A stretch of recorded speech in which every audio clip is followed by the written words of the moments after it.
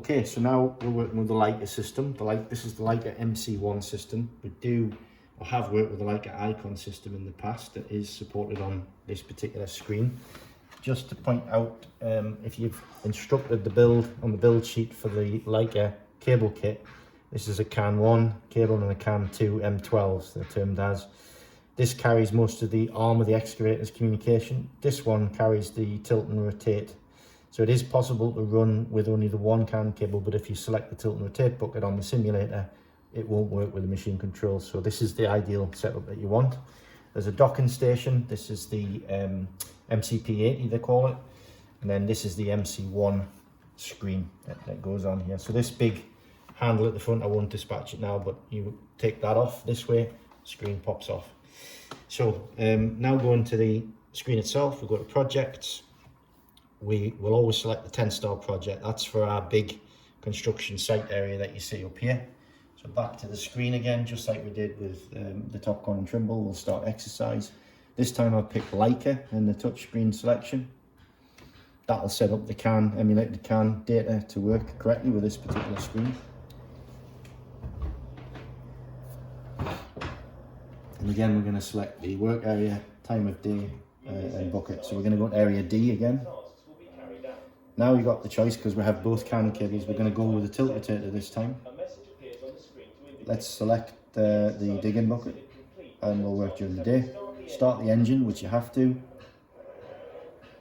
Then we should see something happening here. So we're going to shell back out to the main run screens.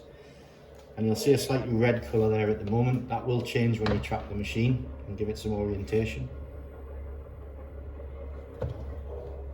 There we go. So now that's all operational. And we start to lower down to the dig area. But just going back to what we did earlier, we're going to bench back on the inspection chamber over to our right. So we're going to put the cutting edge of the bucket on top of the chamber, and you can see our levels aren't that 2.5 meters we were looking for earlier. The reason for that is we've actually got the wrong bucket on. It says trench down here. We've got the dig with teeth and the rotator. So we simply select the bucket. These are the rotating buckets, these are the flat straight buckets. So we're going to go teeth rotate. Now you'll see the 2.5 meter levels tying back in again. So in the scenario you change the bucket on the simulator with the buckets that we have over to the left there, that's exactly what you would do. So I'm going to go to the dig area now. And again, I'll switch on the grid to begin with so the driver's got some orientation of where we're headed. And now the Leica system again is similar. It doesn't have the light bar ribbon, but up here is the left and right side of the bucket. You can see this is a cross section and that's the long view.